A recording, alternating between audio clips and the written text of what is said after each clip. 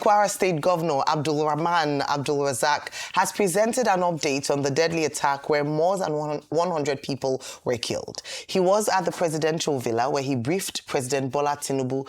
The briefing comes after the horror in Kwara community, Kayama local government area, in an attack authorities attribute to suspected jihadist fighters. President Tinubu had earlier ordered the deployment of an army battalion to the area and approved the establishment of a new military formation, Operation Savannah Shield. Briefing journalists at the State House, the governor expressed confidence that the security measures ordered by the president would quickly stabilize the area. I came to brief Mr. President about what happened in Kayama local government of Kwara State, and also to thank him for the prompt action taken by the president by establishing Operation Savannah Shield. That will go a long way in deterring and bringing calm to the region in Kwara State. After meeting the president, I'm confident because as I speak to you, the force commander for Operation Savannah Shield has reported in Kwara State, Ilorin, today.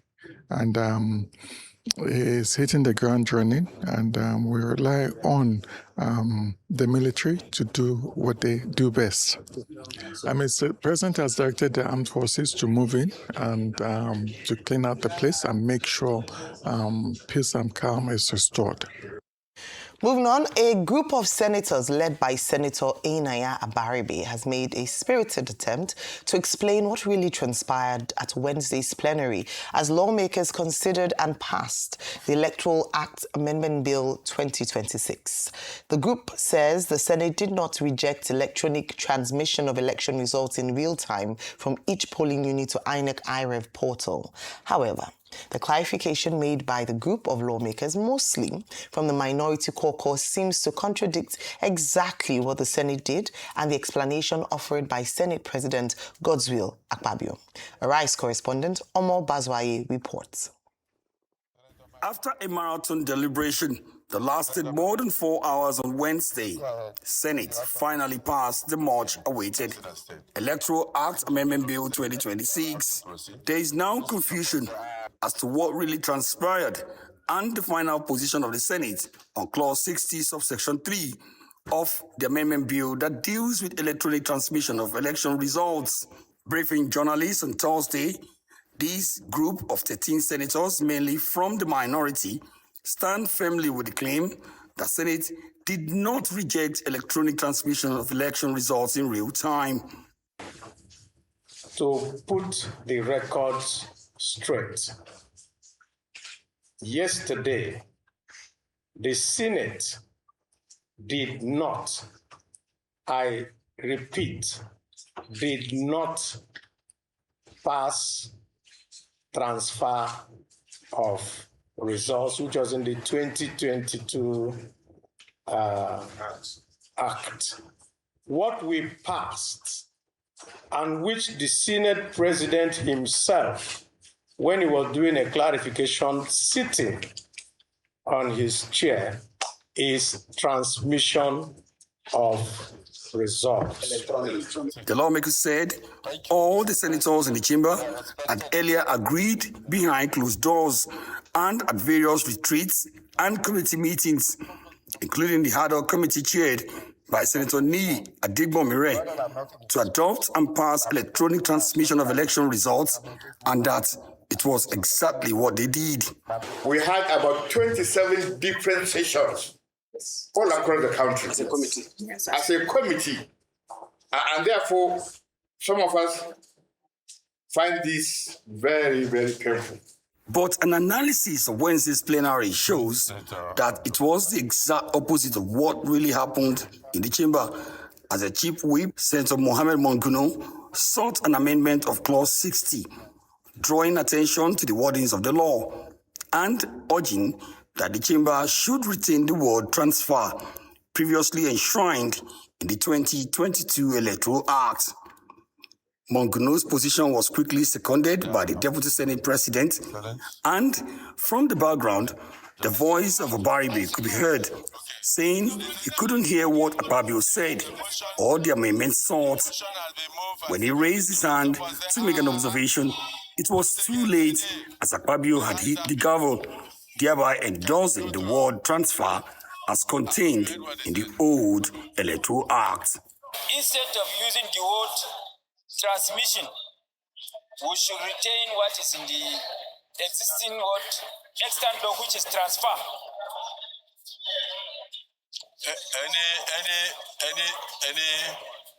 Any seconder? Second. Yes, DSP. I second. Okay. The motion has been moved and seconded. Those in support say aye. Those against say nay. The ayes have it. What you read is what we passed. Transmit, not transfer. What is in 2022 is transfer.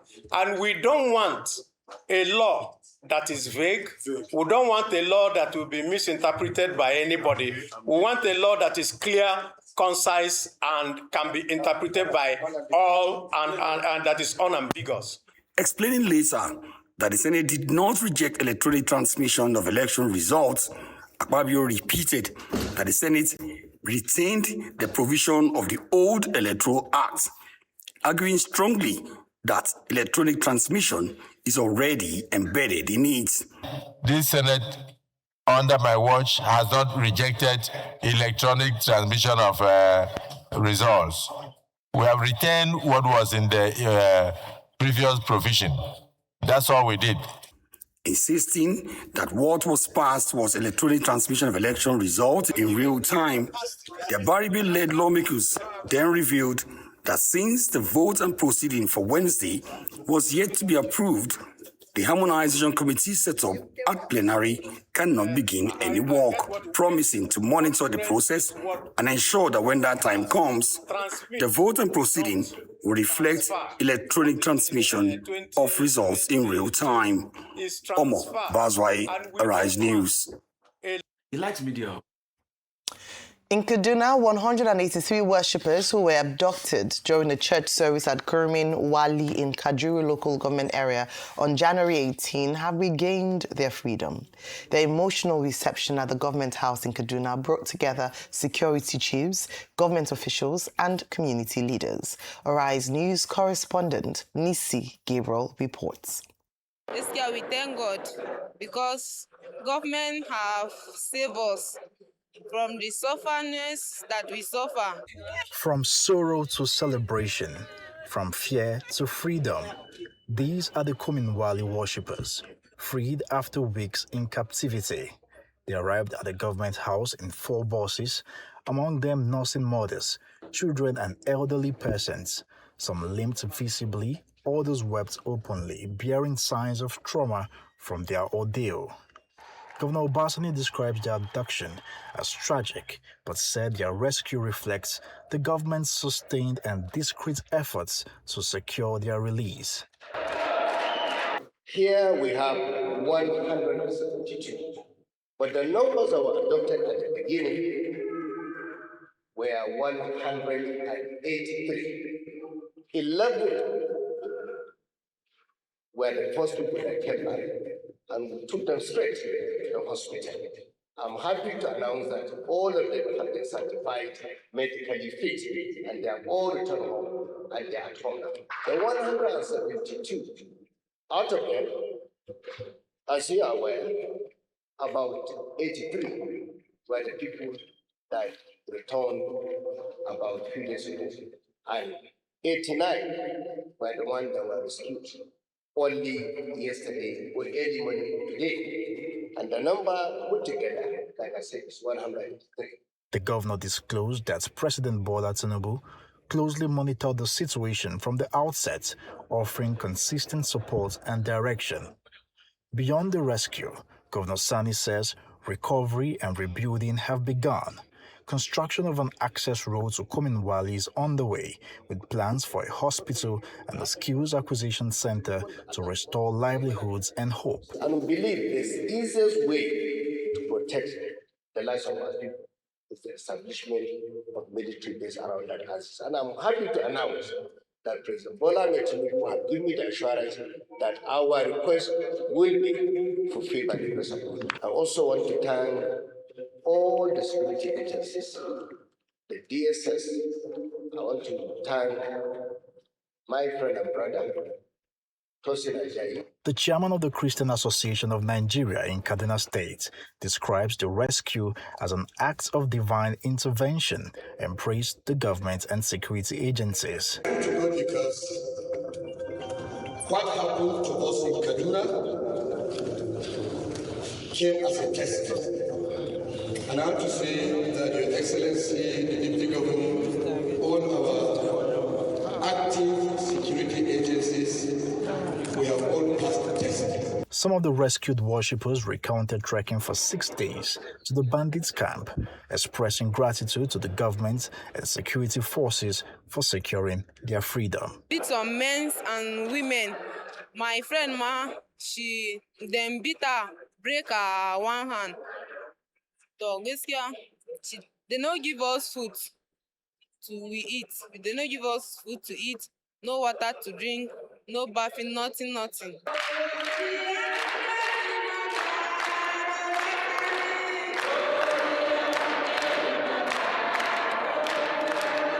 Beyond medical, psychosocial support, and welfare, what matters to these people is their guaranteed safety moving forward.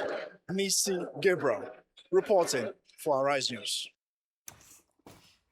Well, an Enugu State High Court has ordered the United Kingdom to pay £420 million in compensation to the families of 21 Nigerian coal miners killed by British colonial forces in 1949 in what the court described as an unlawful and extrajudicial violation of the right to life.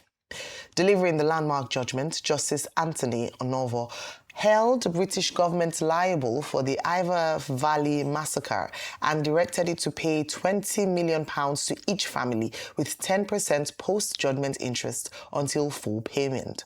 The court also ordered a formal apology to be published in national newspapers in Nigeria and the UK and urged the Nigerian government to pursue diplomatic engagement within 60 days to enforce the rule. All right.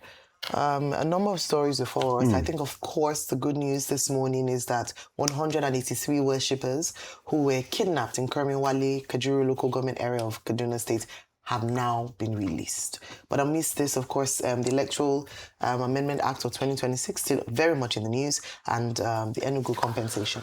A couple of things. I think the Enugu compensation is one of the biggest stories today. Because if you know the historical antecedents of the Iver Valley massacre in 1949, you will know that those workers did nothing wrong.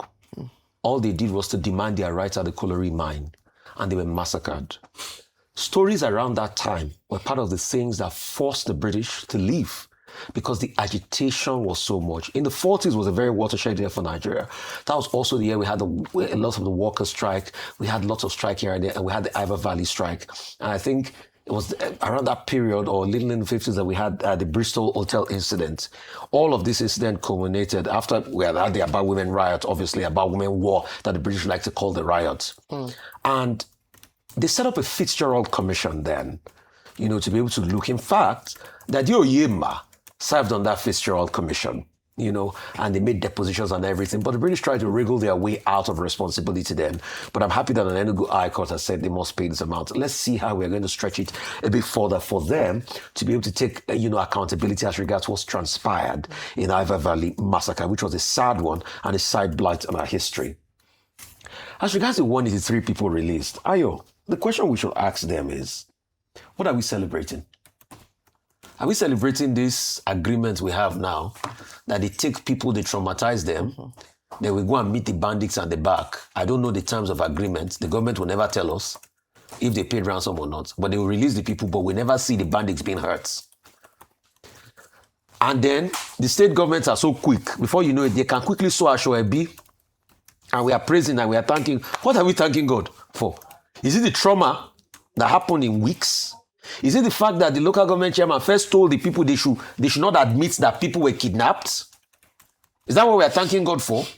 Is it the pain these people suffered? Who compensates them for the weeks of their life they have lost? Till today, you never see or say we staged a rescue operation, we killed the bandits. Where are the bandits that were killed in this operation? So what are we thanking God for? Is it today, Ayo? You've been seeing people that they will converge at the Kaduna State House of Assembly. Even in the time of El Rufai, they will say they've released people and they will kidnap them again. So all of this is just a dress rehearsal to the next kidnapping. All we are telling the government is prevent kidnapping from happening. So when they are saying we are thanking God, we are back home to be kidnapped again. Is it not in this country? Okay, if they are saying they are releasing people, the people that they kidnap again in Papiri early this, that they kidnapped some of the Papiri students in Niger early this year, have they brought those people back? What about the people in the bushes everywhere? These people, by the way, hope you know that it's something of them first escaped before they brought them back. So is it now to do photo ops and thank and clap and say, okay, we brought them back, only for them to be kidnapped again? Is this the first time, Ayo, you are seeing government do this kind of video to show us? Didn't they do it in KB? Didn't they do it in the... Till today, have they answered the question of how 30 minutes before the attack, people ordered the military to leave KB? Have they answered the question in what transpired in Papiri? Let's keep deceiving ourselves. That's just why we are deceiving ourselves with the electoral laws. You can see what is transpiring now. Some senators are coming out to say, oh, this is my position on the matter and all of that. But the Senate collectively failed Nigeria. And as far as I'm concerned, what they are doing, giving INEC the power of discretion, not calling for mandatory transmission, is a force. The collation center is a criminal result-changing center. Most of the elections in this country are rigged at the collation center. I said the story yesterday now of how an INEC official was held to ransom in the collation center when Okorocha's election held. So why are we deceiving ourselves? As far as I'm concerned, if they don't reverse this into mandatory transmission, we are as good as having a joke of election that's even going to be worse than 2023 election. See, today, have they told us what considered the technical glitch? So these people keep wasting the life of Nigeria. And look at them. See, 4 years now, what have they done? Not with the first budget. You remember how we fought over the first budget, supplementary budget, when they said they wanted to buy plane and everything. Remember how they wanted to buy yachts? The first budget gone. Nothing for the impact people. We couldn't even fix the first budget. Second budget, now we're extending the budget cycle into the following year. We keep saying everybody is praising us. World Bank, IMF is praising. We're running casino economy. It's not affecting the life of the people. So what have we said we've achieved? All right. Well, Dr. Bati, your take on this story. Okay, let's start with the Ivan Valley massacre of 18th November 1949. Now, that was part of the liberation protest by Nigerians. And you had this Ivan Valley Enugu coal miners protesting, and then, of course, they were attacked by the British colonial authorities, led by a police officer named F. Phillips. At the end of the exercise, 21 coal miners were killed, 29 were injured. And that has been a watershed moment in the struggle against colonialism in Nigeria. And it is said that the blood of the deceased in that massacre, at the Enugu Colliery massacre, that is, never dried up. And now we have, many years after, Justice Anthony Onovo saying that the British authorities should pay a fine of, I think, 420 million pounds, and that also the British authorities should issue an apology to the families of the persons that were killed. And then the learned justice, made a point about the right to life, the right to human dignity that Nigerians are entitled to. In the current 1999 Constitution, it's in sections 33 and 34 of the 1999. Some illiterates that I was reading yesterday said we should not be quoting the Constitution on this program. We are living under the rule of law. And the Constitution of Nigeria is the basic law. Those who are uncomfortable with it, they speak out of complete illiteracy and ignorance, because it is important that we continue to remind Nigerians that we live under the rule of law, Yes. not the rule of ignoramuses who can say what they like. However, I think it's an important development. But the thing now is, how do we enforce the ruling of the court? How would the, British jurisdiction just say, oh, okay, we'll pay. A court in Nigeria has decided. That is the link there. The second issue, in my view, you spoke about Mrs. Tinubu, right? No, we didn't. Oh, So you left that yes. because I saw it in the list of the topics. So We'll they have moved it somewhere else. But you talked about Senator Abaribe and the minority caucus in the National Assembly coming together to say that the National Assembly, the Senate, that is, did not say that they are opposed to electronic transmission. What I heard Senator Enyinaya Abaribe, supported by other members of the opposition, is that Section 63, sub 3, in the Electoral Act 2022 is ambiguous because it talks about transfer of election results. And what the Senate decided was to say, okay, instead of saying transfer, just say electronic transmission. So it's a difference in terms of the word that is used. Now, he said that nobody contradicted him. So I saw him in that video that is circulating, supporting the position of the Senate, of the plenary, and saying basically that what the Senate president said is actually the position of the whole of plenary after they had set up this Committee on Electoral Matters, the 7-man ad hoc committee and the executive committee, and that, in other words, there is the whole of the Senate is in one mind. However, two things quickly. The House of Representatives, which previously had passed a different version, is also now saying that they want to change their mind on some of the amendments that they arrived at in December to be able to harmonize with the Senate, I assume. They have also said that, there's going to be a harmonization version of everything and that they will come together. That's one point. The second point is that opposition voices have been complaining that what Nigerians want is real-time transmission on the grounds of trust, on the grounds of transparency and accountability and confidence in the process, and that there should be no delayed transmission. That's the position of the opposition. And it is understandable, given the experience that we have been having with the democratic, civilian-driven process since 1999. However, let us make some additional points. That while the opposition has the right to have its say, the opposition also, should show leadership. I've seen some of the commentators sounding like they want to incite Nigerians against the Senate of the Federal Republic or the National Assembly. Some people have been saying, occupy National Assembly, right? Some people have been saying, let us go and attack these lawmakers individually. Now, it will amount to an act of irresponsibility for anybody who believes in this country to incite the people and to ask for insurrection or to say they should attack people. The representatives, they are called representatives for a reason. They are representing us. This Electoral Act Amendment Bill has not yet been passed into law. We are all here as citizens. Talk to your representative. Engage with the National Assembly. But nobody, I think, has a right to recommend violence.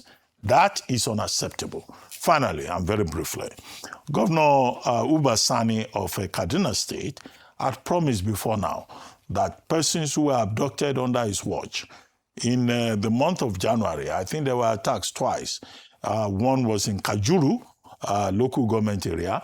The other one was in a church where persons were also abducted. Some were released or they escaped, and now the people have been found. Okay, at that level, the governor made a promise. He has kept his promise. But Nigerians also have a right to know what transpired. Was ransom paid?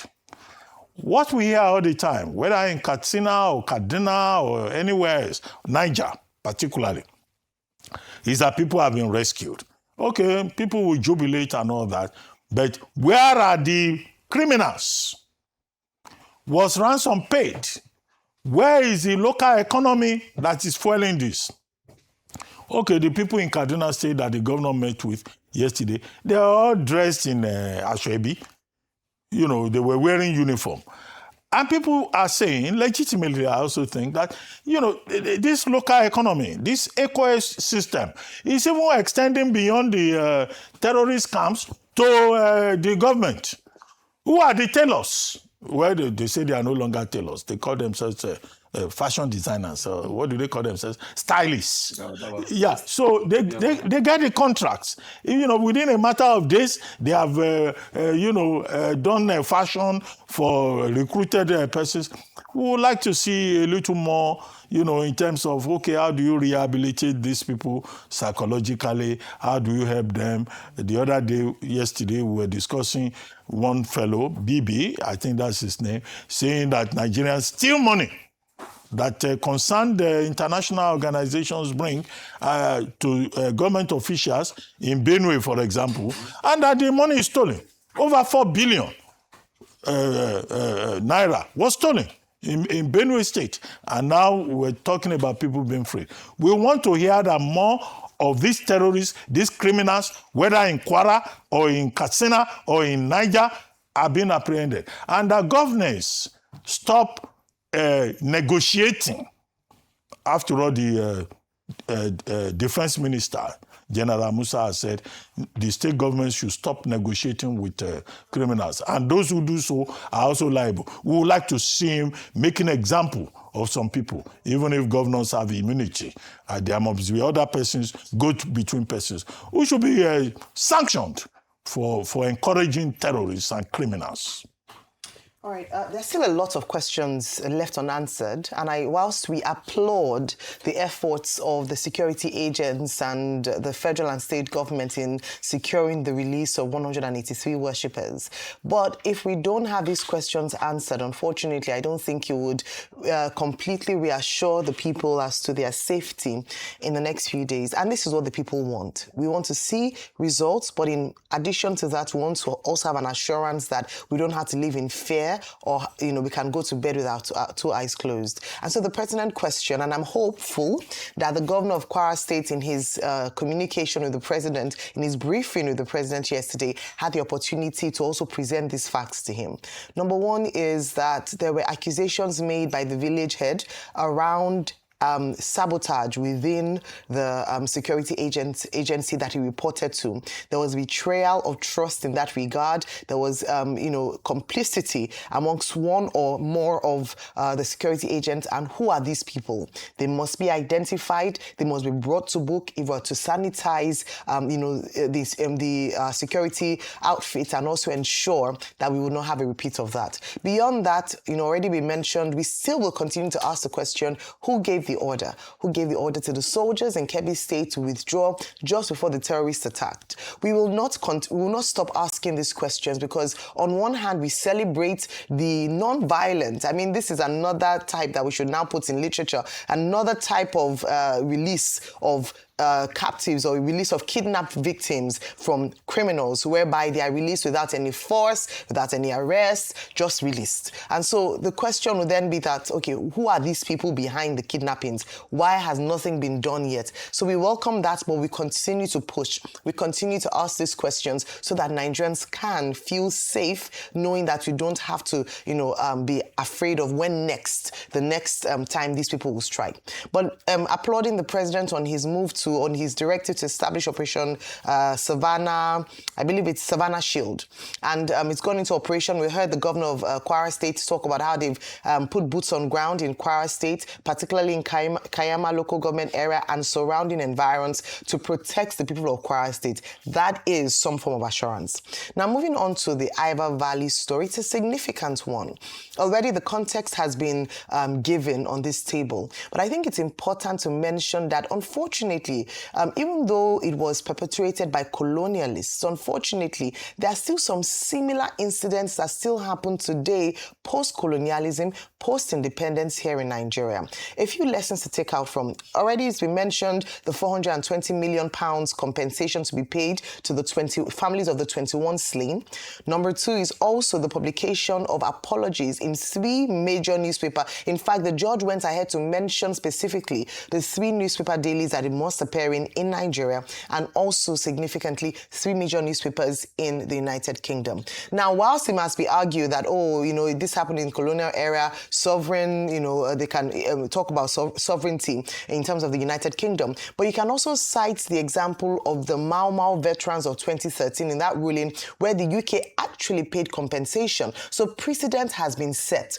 Also, in this particular ruling, the fact that the judge brought into play the government of Nigeria and even almost chastised them for taking so long to seek redress for the victims of this unfortunate killing, whereby unarmed minors were killed just because they were protesting based on their right to fair working environment and allowances that ought to be paid for them. Again, at the time, they had an intolerance for protests and they harmed unarmed people who were just protesting for their rights.